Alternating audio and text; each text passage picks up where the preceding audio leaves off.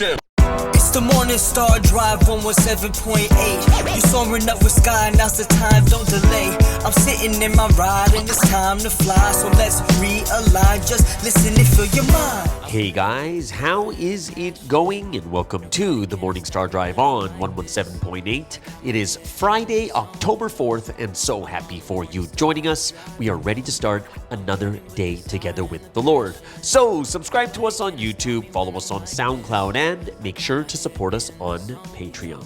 So today we have an exciting podcast for you. We have Until the End with Daniel Baker, the Wednesday message word study, and of course commentaries, updates, and news on what is happening around the world in this history today. Whew. All right, everyone, how are you doing? And yes, it is Friday. And I think all of us are grateful and thankful we can head into the weekend, get our minds, kind of restore our minds after such a heavy week. I hope that, as you guys, I didn't do many Q&A questions yesterday because, the gravity of the situation, what happened yesterday. I will answer some of them today too. And if you have any more questions, please send them whenever you can. It doesn't mean I'm doing this every single week. I'm skipping Q&A. It was just yesterday was really, really heavy. So I just wanted everyone to understand the gravity and how big the situation we're in right now at this moment, okay? So send me those questions. Would love to hear them too. And for today's podcast, please leave a comment. If you haven't yet, leave a like and comment to build our community. It's just kind of one of the best ways that you can show that, we're communicating with each other in this way also. I'm super happy for everyone joining us every weekday on the Morning Star Drive. So let's get up and support each other each and every day. This week's Sunday message title is The Solution to the Fundamental Problems. And I think it's a great message going for great message when you go by all the things that have happened this week also. The first thing I want to just want to make sure hope everyone is doing well. It's even though our hearts and our minds were kind of already prepared to receive negative news. Like we were already there. There was a lot of hope here and there that, look, the audio file is fake, and thank God that the courts deemed it to be fake, right? And there's a lot of different things that, the brainwashing and this and that. We all looked at that and said, okay, so, these are things that are very, very difficult. And if it's in the hands of one judge, that's when it becomes very, it depends on that person's thoughts and stuff like that too. But I think in the most part, we are doing pretty well. And I would say that when I look at the stats right now, it's like 76, about 86% of the people are not really negatively affected by it. Right? So the vast majority, 61% at the moment, is affected, but not really affected, meaning it's not something that's going to be like, oh no, now my faith is going downhill. It's not none of that, right? But 61%, yeah, of course we should be somewhat affected by it because this is the history of God and it's happening in this way.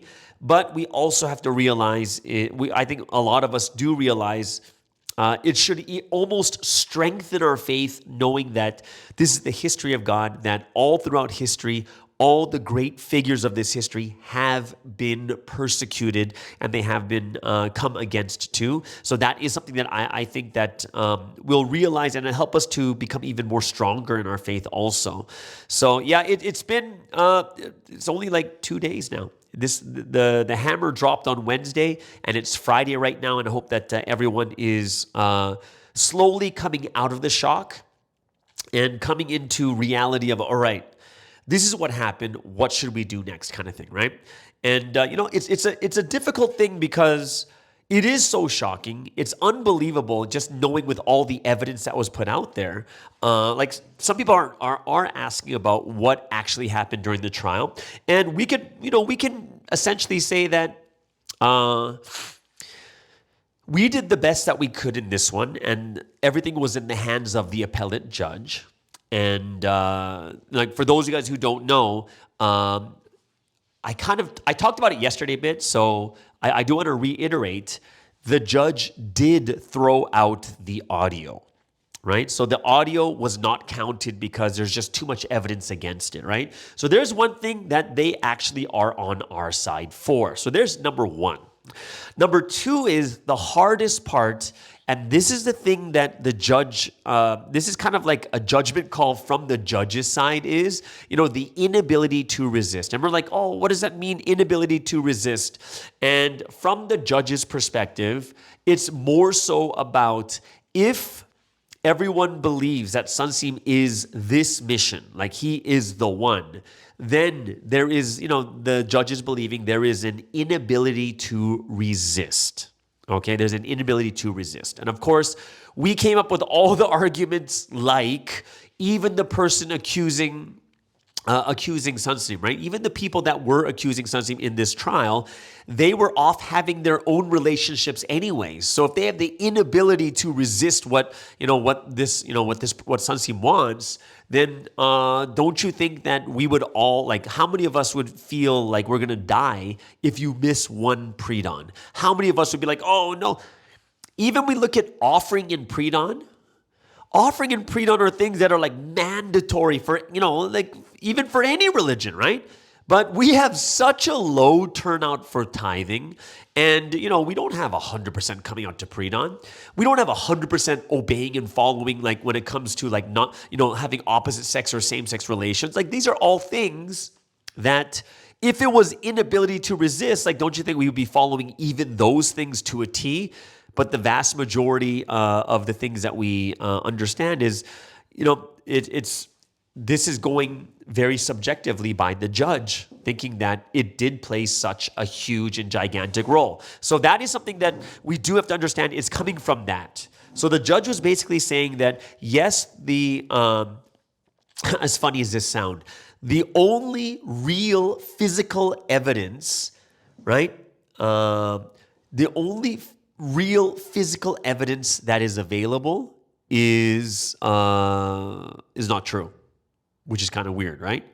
Which also means that, he has to base it on the testimony. So he's saying like, oh, you know what, even though the file is untrue, the file is false, does that mean that all the testimonies are wrong too? So we believe these people also, and that's why we're going to lessen the sentence instead of making him fully innocent. Do you know what I mean? So, that's kind of like, we don't know the actual reasoning that judge is going through. And of course, I know that people are going to be upset, and I understand. Of course, it's very, very understandable that people are upset. One thing we don't want to do is to become too emotional, right? So, like even in the comment section, if people write things like, "Oh, I hope they get judged," like I understand where it comes from, but I don't think it's proper. So I kind of, I just kind of being open about this. I kind of erase the things that were like they need to be judged. You know what I mean? So I want to make sure that we're not going to be too, it's an emotion. But I understand totally because it's a very, very emotional response because it's an emotional time. But I'm just letting you guys know that, if there's some things a little bit too far, I will, openly tell you guys, I kind of erase this one because of this or that. You know what I mean? Like, I just don't want it to get too negative or too, what's that word? Like too strong, right? Where I don't want people to be thinking I don't want people to be getting too negative or too far down the road. But I think one thing that has to happen is after this has happened over the last 2 days, we need to really understand our role in this history. And, when these things are happening, what should we do next, right? Like as people of this history, what's the next step that we should do? How should we be inspired? And I think it's really about taking a good look and reflecting on ourselves over the past 2 days or 3 days, however much you need. And, one thing I do think that we should also be careful of, okay, is that right after this verdict is done, of course, the emotions are high. And I really believe that if we are truly brides of this history, then once this happens, we need to really think about the one that we love. Like that is such an important thing. Like we shouldn't be thinking just about ourselves or just about this or that. We should be kind of pointing our hearts towards to our husband, to our wife, right? In this bride history. And, right after the verdict comes out, it shouldn't be, oh, what about this? Oh, what about, oh my gosh, oh. Like we should really kind of reflect on ourselves and say, you know what? What is the most important thing right now, right? Even if our children gets hurt, if our children go through something or our parents or someone close to us that we love, what's the thing that we need to think about right now? It should be Sunsteam right now. It should be the heavens. Like that should be the number one thing we should first be thinking about. Of course, we need to do better. Yes, we need to make changes in many areas. But when something this big happens and when you see it's directly affecting Sunsteam, right? I think we need to think about him first. Because, this is something that we always talk about when it comes to community, when it comes to that loving, that love in the churches or whatever it is. We're the ones that are saying that, oh, how come there's no empathy? How come they don't think about, how come they dehumanize us and they only think about what's next? But here we are in the same situation where something has happened to Sunsteam, and the first thoughts we should be empathy towards Sunsteam, empathy towards the heavens. Console them first before anything else. If your lover is going through such a difficult time and something so bad like what happened 2 days ago occurs, we can't just say, oh, I'm so angry, no, we can't just move on. We have to console first. We can't just move on, right? That's something that we want. But if that's something we want, then that's something that we need to take action on too, in this case, right? It's not about getting angry about this or that or something that's happening in your life or something you wish happened in your life. Right now, there should only be this big thought about Sunsteam and about his Shimjung, about God's Shimjung, the Holy Trinity, Jesus. And it's a time of, the people who truly love to sit down and console their hearts, right? Console their hearts first, making sure they are okay. And, I just said it a minute ago. If we really want that type of love and community in our churches, in our families, or whatever it is, we become hypocrites if this thing just happens and then we just start going off and talking about things that oh, I went through this. And that means it turned to the self again, where in this time, more than anyone else, it should be towards Sunsteam. It should be towards the heavens, right? We got to be empathetic and we got to check. We have to console. We have to do it like this. And, we need to show them that, this is, even though we disagree, even though it's such a crazy time, we need to realize, that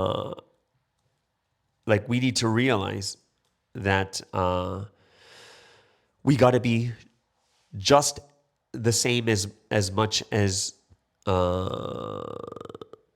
it's kind of like the golden rule. The first is to love God with all your heart, soul, mind, strength. And then the second is to love your neighbor as yourself. And if we want people to treat us like that, we have to be treating people like that too. So I hope it's something that we also will really understand, look and reflect at ourselves too, and make sure that we are the ones that are consoling the heavens first. And as we console the heavens, we still need to do the things that we need to do, but we don't want to come off too harsh. Like, all right, guys, let's get to work. Let's do this. And then it's like, no, he just got sentenced. Do you know what I mean? So I think it's something that we do need to check ourselves and make sure that we're in a good position and that we're in a place where God can really, we can show God like, yeah, God, we're really here for you. And we can't imagine what you're going through right now, but we want to be those that can be true lovers of this time, right? So that is something that I look at, and I really think it's such a good thing for us to understand ourselves and practice too, because it is a very, very important thing. Okay, so that's kind of one thing, as we're slowly going day by day, I hope that we can do more, like we can really understand and be more like this too. And when it comes to this type of love also, I had another question too about like reporting. And like the report, like I think just in general, I don't really like a negative reporting culture. Now, what does that mean? A negative reporting culture.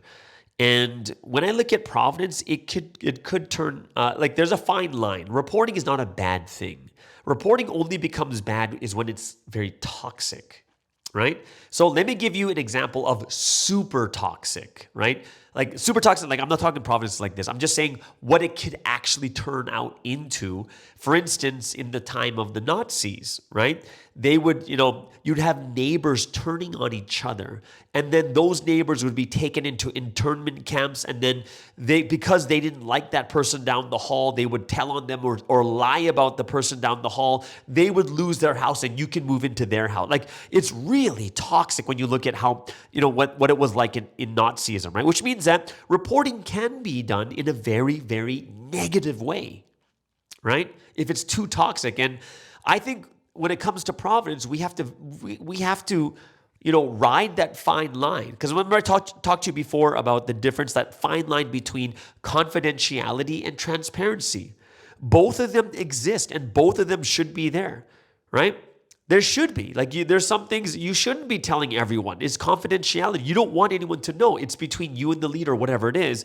And there's also transparency that's needed to be done too. And they're both, we have to ride the fine line between the two, right? And I would say it's the same with like reporting.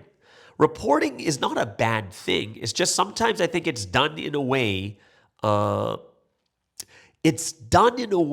where we're trying, you're like, ooh, look what they did. And you start telling on the leaders and stuff. I don't think it's a good thing if it's done that way, right? I don't think so. So, it's not really, it's something that I look at.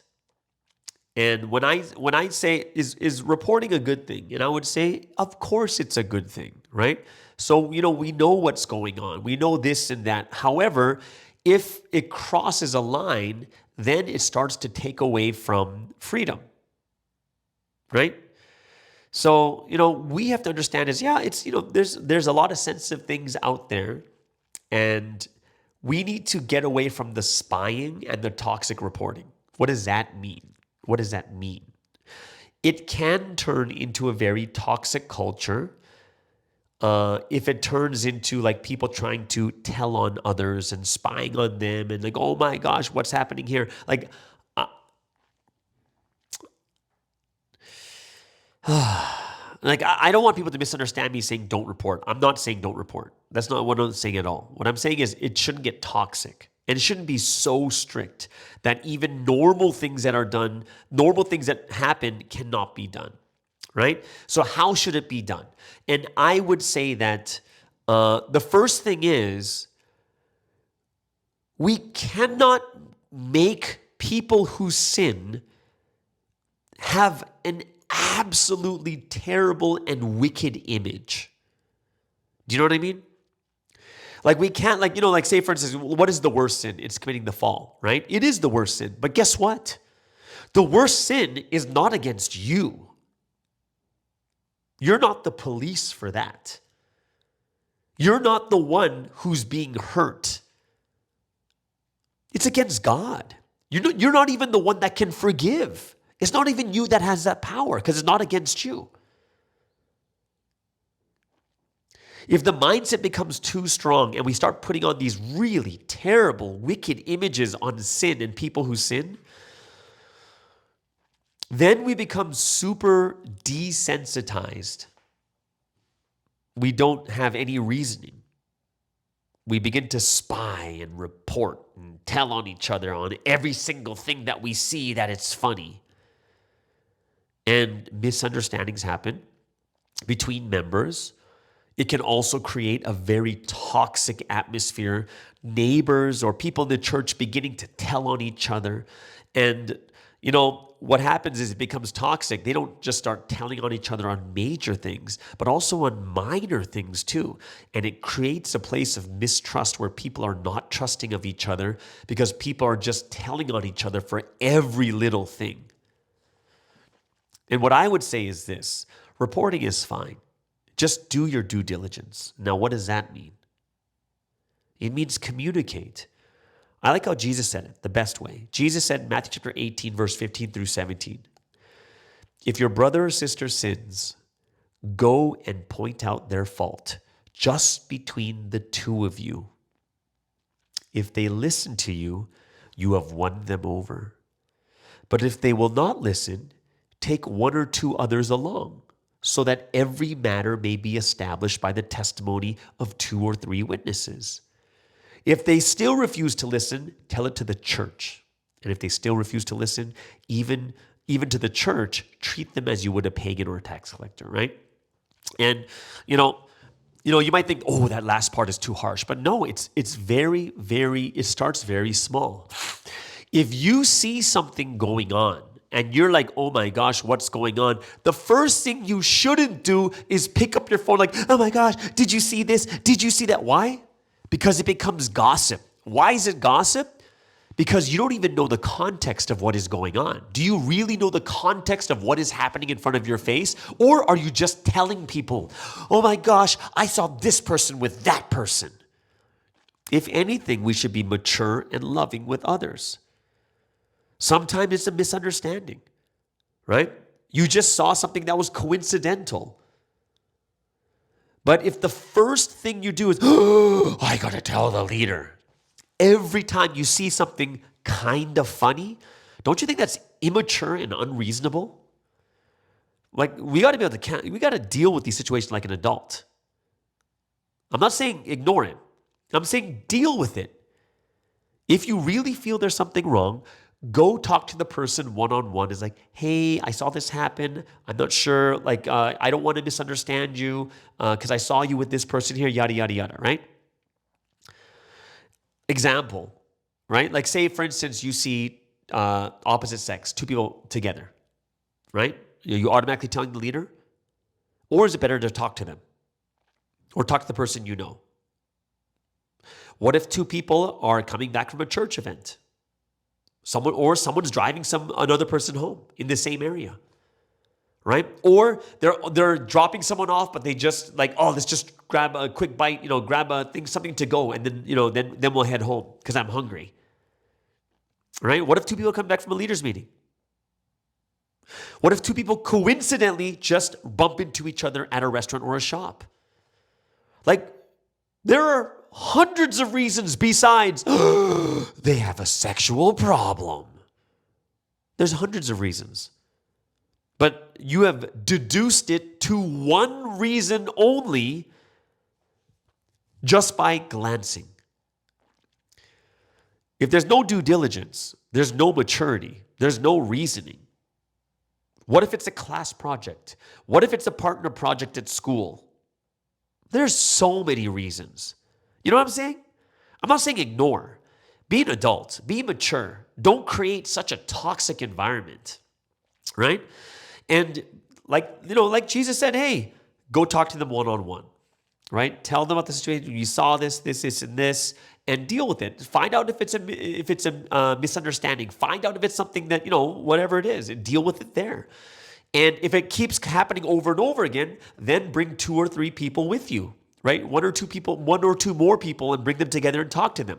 And Jesus is doing it in such a way it's very, very reasonable. Very reasonable, right? Where it goes from, think about it. It goes from one-on-one, where it's only you and that person that know. Then it goes to a small group of trusted people. Then it goes to the entire church. And if not, then you kick them out kind of thing. That's what Jesus is saying, right? It's done in a reasonable way that's very mature, that the person who's receiving it should kind of wake up to it. And if I were to take it one step further, I would say, look, even if someone does sin, you're not God. You are not the judge. We're not here to judge. We're here to help each other. We're not here to look down on each other. Like, I think we need to relook at our role in this history. We're not the judge. Stop judging. Help them. Even if they sin, what does that mean? You sin too. The only difference is you're not caught. And a lot of times when we see certain people going through certain things, you don't know the full situation. So it's hard for you to just say that, oh, they're bad and terrible. No, it's not for us to judge. The moment we start to look down on people for sinning, you are essentially a hypocrite because you do it yourself. You sin yourself. You sin too, you just weren't caught. That's it. That's the biggest difference. If you get caught, how would you feel? It's kind of like what Sansi said in the message. Hey, leaders out there, if you have sexual sin, just step down on your own first. You know it, right? Don't let it come out. Don't let it be something that comes out first.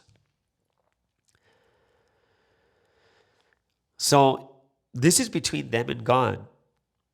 And we're all going to make mistakes. Some will make bigger mistakes than others, but our role, where are we? We're the ones that are here not to judge. We want to make sure that everyone can be saved, including the ones that have sinned, including the ones that have fell, including like all these things. We're including all of them. If God is revealing something to you, don't you think God is giving you the responsibility to deal with it? Right? Ask, see what happens, talk, communicate. Right? So what I'm telling you guys is this. I'm not saying I don't think reporting is bad, but there is a way you can do it.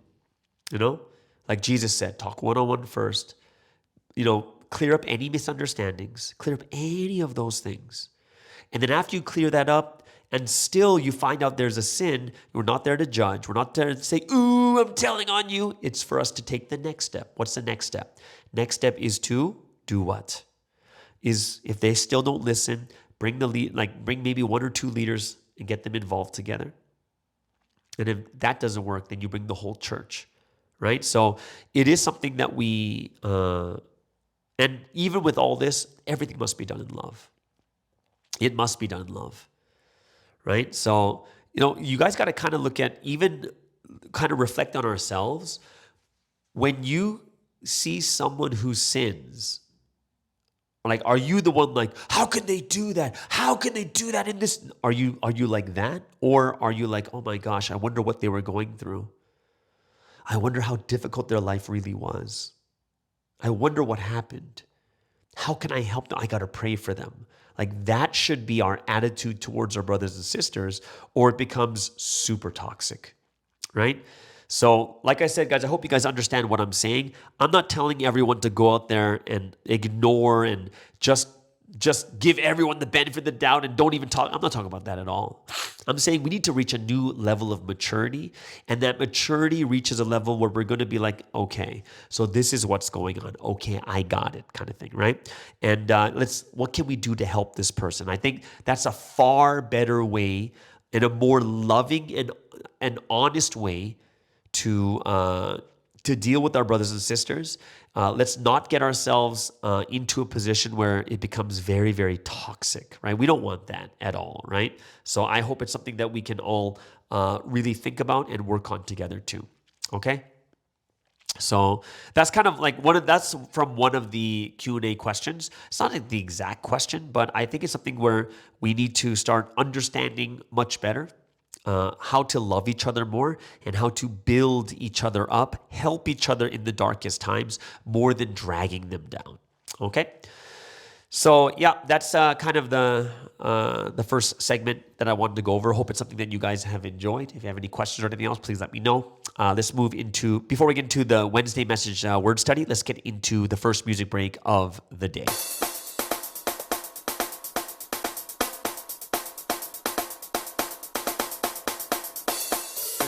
Yeah, Providence represents Sierra Leone, West Africa. The rapture's I must come, the rapture's I must come, the rapture's I must come.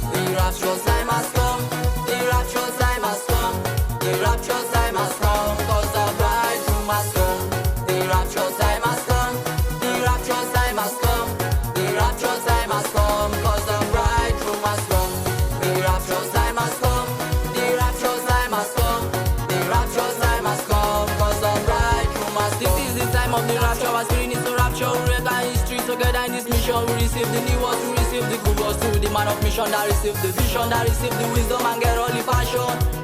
And get all the passion in this mission. Cause our God is the God of life, not a God of death. The providence is to make sure we represent. To become a bride who listens to the word of right. Come on, now there is the word of life. There is the word of life. The rapturous time has come. The rapturous time has come. The rapturous time has come. Cause the bridegroom has come. The rapturous time has come. The rapturous time has come. The rapturous time has come. Cause the bridegroom has come. The rapturous time has come. The rapturous time has come. The rapturous time has come. Cause the bridegroom has come. The rapturous time has come. If you're still waiting, ladies, it's better hear this one. Cause it's come to the man on mission. Some sound a hit, that's what them take action. You living out spot, you better wake up. Wake up and take this mission and stop. Let's move, come on, let's set this one. Because this vision we must fulfill, say. The rapturous time has come. The rapturous time has come. The rapturous time has come. Cause the bridegroom has come. The rapturous time has come. The rapturous time has come. The rapturous time has come. Cause the bridegroom has come. The rapturous time has come. The rapturous time has come. The rapturous time has come. Cause the bridegroom has come. Because of the rapture now we are in joy. So never for life to be destroyed. So now I can say, so now I can say, so now I can say, believe in joy, believe in joy. So now I can say, believe in joy. So now we are raptured. The rapturous time has come. The rapturous time has come. The rapturous time has come. Cause the bridegroom has come. The rapturous time has come. The rapturous time has come. The rapturous time has come. Cause the bridegroom has come. The rapturous time has come. The rapturous time has come. The rapturous time has come. Cause the bridegroom has come. The rapturous time has come and I will live happily with our family. For we realize wonderfully. The rapturous time has come and I will live happily with our family. Cause we realize wonderfully. The rapturous time has come. The rapturous time has come. The rapturous time has come. Cause the bridegroom has come. The rapturous time has come. The rapturous time has come. The rapturous time has come. Cause the bridegroom has come. The rapturous time has come. The rapturous time has come. The rapturous time has come. Cause the bridegroom has come. On the mix. All right, so let's get into today's Wednesday message word study, and two new titles, very very interesting too. It's first title is "Don't Move Your Boundary Stone." That is an interesting one because it's from Proverbs chapter 2 verse 22 verse 28, and that's the scripture for today that says, "Do not move an ancient boundary stone set up by your ancestors." And it has to do with land. It has to do with, in the past, it would act as a fence. So your land would end at a certain point, and there would be a bunch of stones or rocks that are put there to show that there's a boundary line between your land and someone else's, right? And the interesting thing is, back in the Old Testament time, people would cheat their neighbors by moving the boundary stones so that they would get more and more land, like cheat their neighbors out of their land and stuff, right? So I find that to be a very, very interesting title. And the second one is "Don't Leave the Embrace of the Lord." And of course, that makes a lot more sense. But I hope that everything does make more sense. Once we hear the Wednesday message, right? And it begins with talking about your life of faith. And when you're living your life of faith, when you're used to living in your position, right? So it could be a mission, it could be a domain. One of the hard parts is once you leave that place, it's hard to return to it.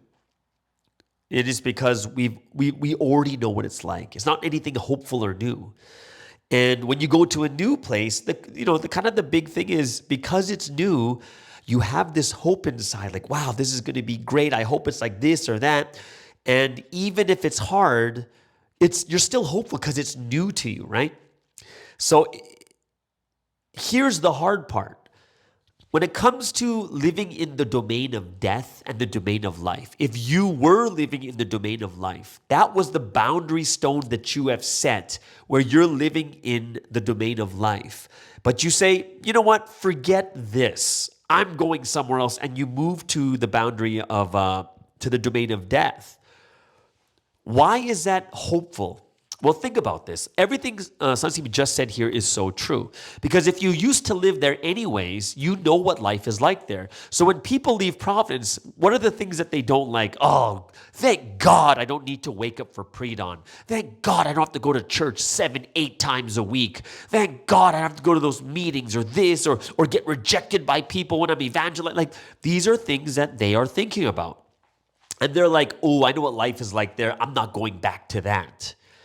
And even though it's hard living in the world, you're working, making money, and this and that, right?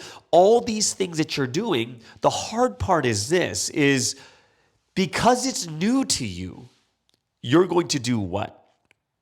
You're basically going to think to yourself as like, oh, this is exciting, this is new, I can't wait for this, I can't wait for that. And because it's new, even though you're in the domain of death, you're still hopeful, which is kind of shocking, don't you think? It is really shocking. So we have to be those that really understand at that level, right? Even though you're in the domain of death, because of hope, you'll keep going down it. And here's another thing that said in the message. It's all about our belief in God, like being absolute towards God, never leaving that domain, never moving that boundary stone, never leaving the place where there's the will of God, the Holy Spirit, the Holy Son, and Jesus. And I think, like talked about this yesterday, this is what Sunseem's absolutely showing us. He shows us this. It is absolute. Never leave. Doesn't matter how hard it gets. And here's the thing. This history is supposed to be hopeful, but why is it not hopeful? It's not hopeful when you stop taking action, you stop raising your level, you don't have your dreams fulfilled. And what happens when you don't have this hope because you're not growing, you're not gaining to another level? Once you have no hope, you're going to stop. You're going to stop taking action. And this is why when we look at everything that's happened even today, we should have more hope. This is the person.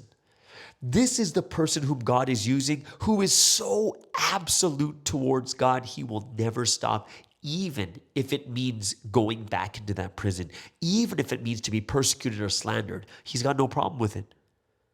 Like, it hurts, doesn't want to be there, but he'll do it for this history. That's our hope. It's the one that saves. The person sent by God. That's where the eternal hope is. The worst hope is if he just says, okay, forget this. I'm not going to do this anymore. Is there any hope anymore? No.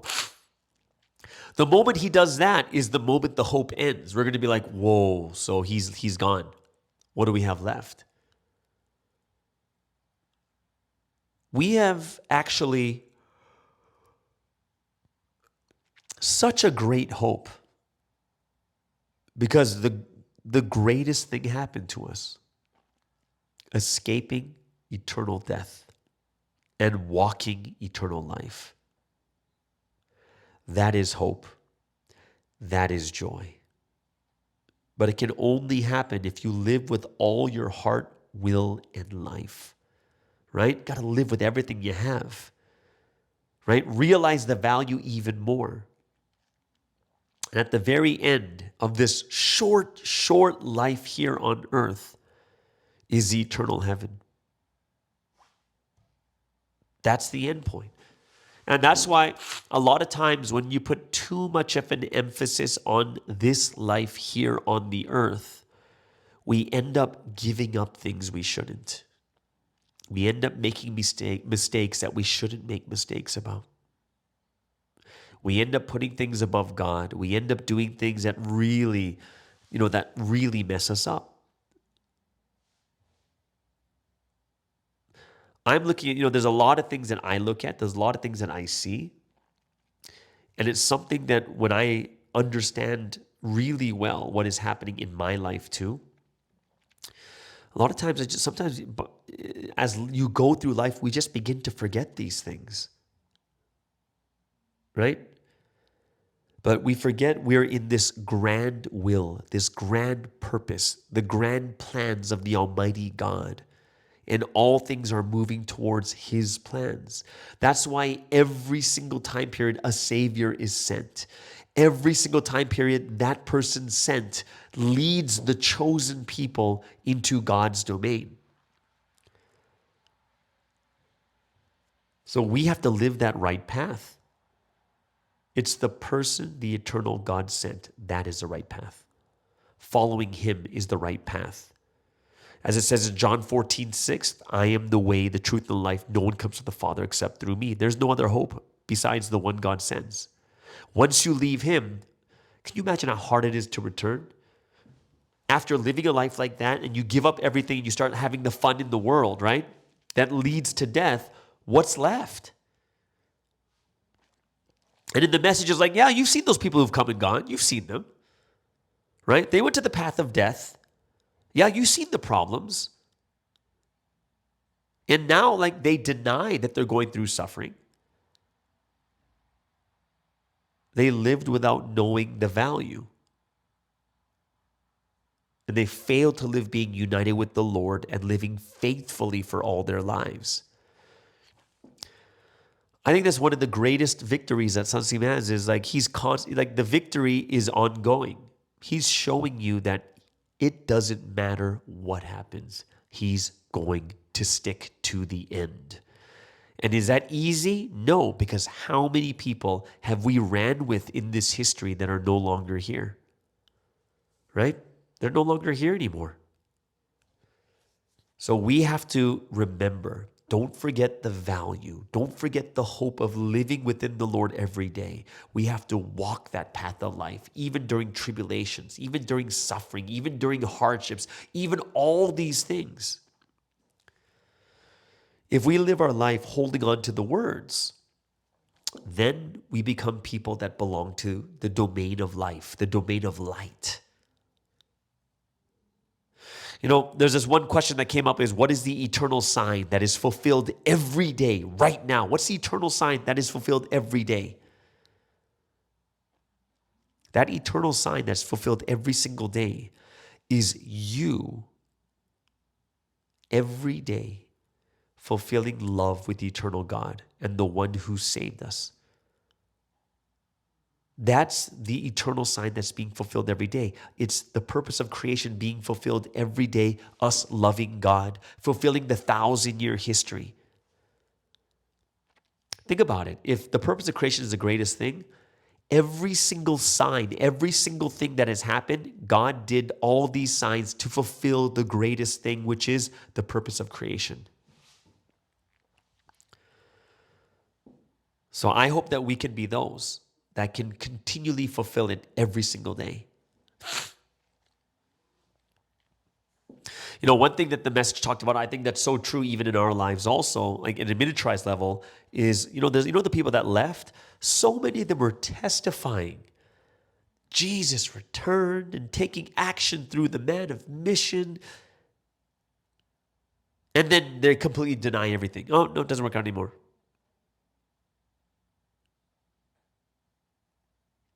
Yeah. And now they have no idea that they are taking on Satan's thoughts. And instead they begin to hate the Lord that they loved, that saved them. Right? They began to deny on their own. Like these people that I've known too in this history, I can't understand how they can deny their life in this history when they were so joyful. They were so delighted. Like they were so happy. Even though it was difficult, like it's okay, we can do it. They were the ones encouraging me. They were the ones telling me, yeah, we can make it, we can make it. But they're dragged away by the desires of their heart. They're tempted by the desires of their heart. Where's the problem? Their thoughts, their mentality.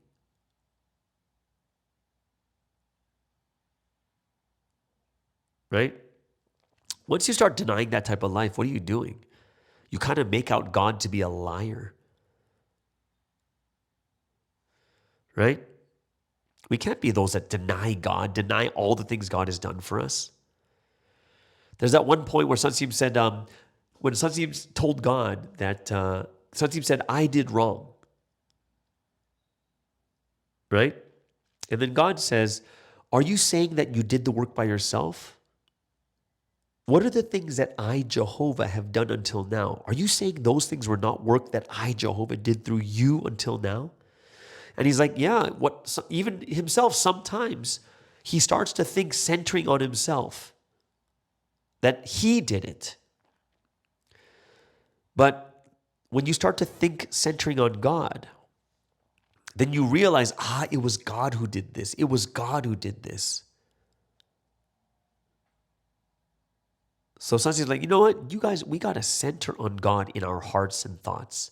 If we do this, we have no faults. No faults if we do centering only on God. So I hope that we can be those that are going to be centered, continuously fulfilling the will every single day by loving God, having that love relationship with God every day. You know, God is, how long has he been taking action to fulfill his will? Millions and billions of years. Everything has been waiting for, it's the culmination of this point right now. And I hope it's something that we can realize even more to that level. You know, one thing that I thought was a very good thing that we should try is when Sasim said, hey, write a detailed account each day whenever God takes action. Then you'll know even more what God has done for each and every one of us that is wondrous and mysterious.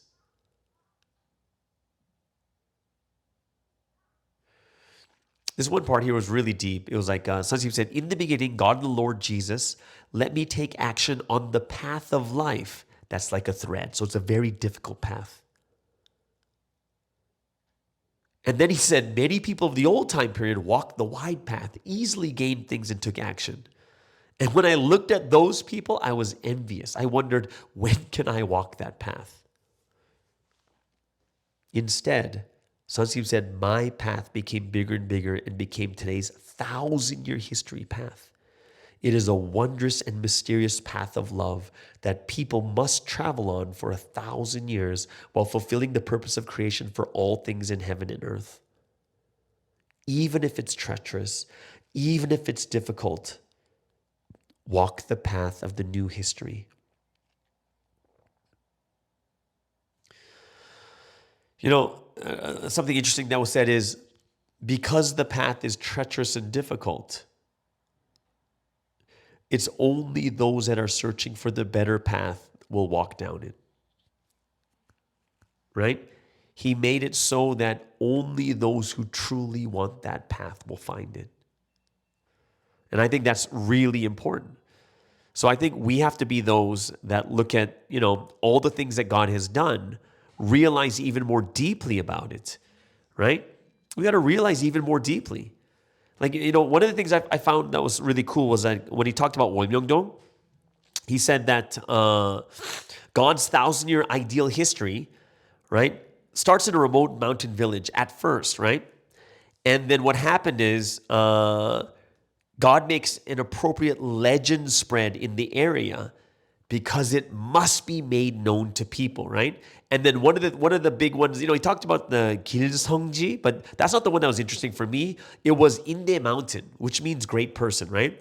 But the cool thing was, I know where Inde Mountain, I can point it out to you because we went in the tour and they showed us that's the mountain and there's the two peaks and it's the left peak is the male and the right peak is the female and this and that. And right when it's so cool because we took that tour, the moment this message said Inde Mountain, I looked and said, oh, I know where that is. I know exactly where that is, right? So I hope that all of us will really understand more clearly each and every day. And if there's any last thing that I wanted to bring up is something that Sansi talked about way more in the past is the world of the soul, right? And you need to pray for the soul, and pray to see the soul world clearly in dreams. And only when you pray for your soul will it be active in a clearly better place, right? So don't forget to pray for your soul. Because if you don't, God and the Holy Spirit will just let it be. Your soul will just be as it is.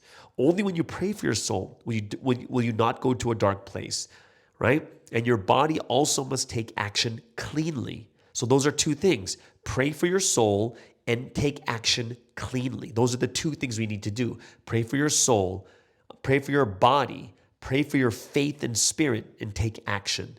And this is when your soul defeats Satans and ghosts, right? So everyone, don't forget, watch over your soul, just as you watch over your heart, and then you will clearly receive revelations when God, the Holy Spirit, and Jesus give you revelations about what your body must do. Okay, so there it is, guys. That is the Wednesday Message Word Study. Hope you guys really enjoyed it. If you got any questions, just let me know and put in the comments below. And after this music break, we're going to get into Until the End with Daniel Baker. So let's move into the final music break of the day.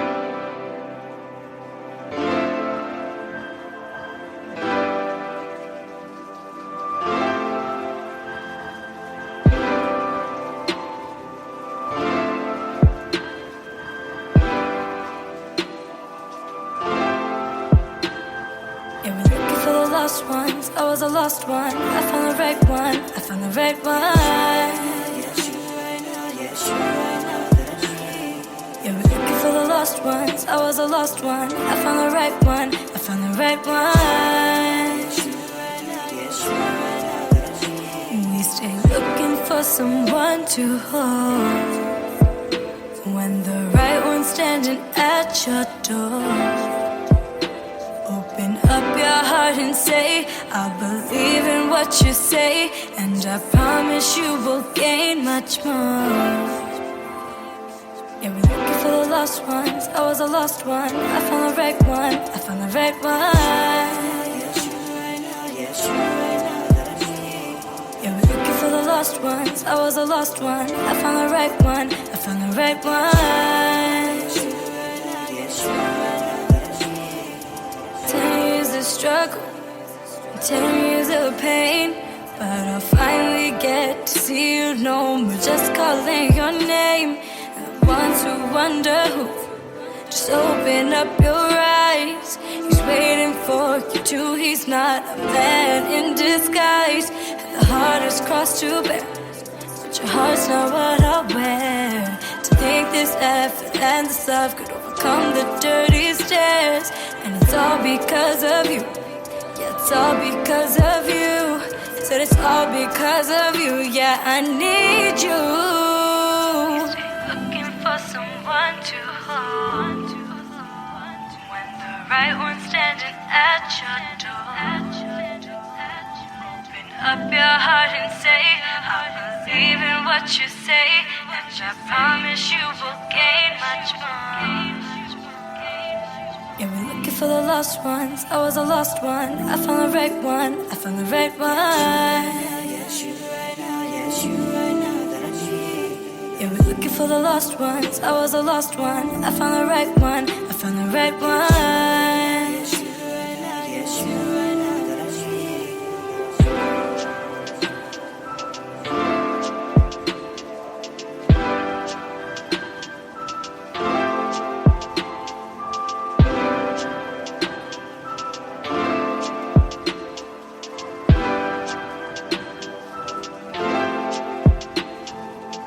Okay, so that is today's final music break of the day. But of course, we're getting into the final segment for today and for the rest of the for this entire week. Every Friday we do have Daniel Baker with Until the End. Hope you guys will really enjoy this.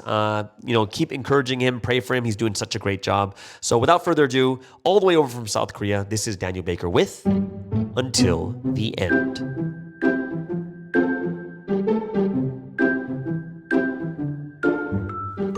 Hello everyone, welcome back to the Do It Until the End podcast. I hope everyone is having an amazing week with the Trinity. Let's have an amazing podcast segment together. Now, today, Friday, it's been exactly almost 2 days since the trial verdict happened on Wednesday. And yeah, it's pretty difficult, pretty rough situation. That I feel, to be honest, a little bit down, a little bit, I have a little bit of sadness in my heart for the situation. The situation feels better than the first round of the court case. And as the second round finished, it feels like the judges are doing a little bit better to understand the situation, to understand that, Sunseim's innocent. And as there was a lot of new evidence that was presented from the lawyers to the judge, it feels right at the last moment, it felt like it gave us a little bit of hope that Sunseim would, be exonerated.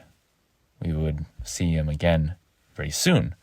However, that did not happen. It felt like the outside forces still have a really strong grasp on the situation. And unfortunately, he's going to have to stay there for a longer time. And at first, this was, and it still is, very discouraging about the situation. But I think the biggest thing that really helped me was the Wednesday message, where the Wednesday message said, at the end, just go until the end. See what will happen at the end. He said that everything will be good at the end. Well, the only thing that we could do right now is to trust the process, to understand that we still have a good amount of fight left before the end happens, right? Before the trial actually finishes and we have no options. The best thing we can do until then is trust the process, trust in God, trust in the people who are closest to him. We really need to pray for Sunseim. Pray for the people that are close to him, the lawyers, the press. Pray for the judges. Pray for so that everyone can really realize the situation. And pray for your brothers. Pray for your brothers and sisters. Pray for the people that look strong out front, but are having difficulties. Pray for the people who are actually having difficulties in their spiritual life right now. I truly believe that when we pray for the people who are having difficulties, while keeping our strength, our spiritual strength together, and we help other people, then I think that God will bless us abundantly. Yeah, so that's all I have for you guys today. I hope everyone has an amazing rest of the week with the Trinity. And to everyone who is going until the end, let's walk this path together. Peace out, guys. Bye-bye.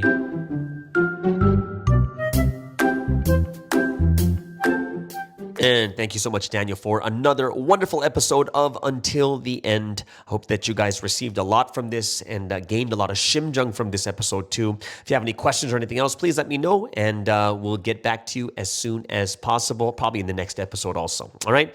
Everyone, have an amazing and wonderful weekend, and we'll see you guys again on Monday on the Morning Star Drive on 117.8.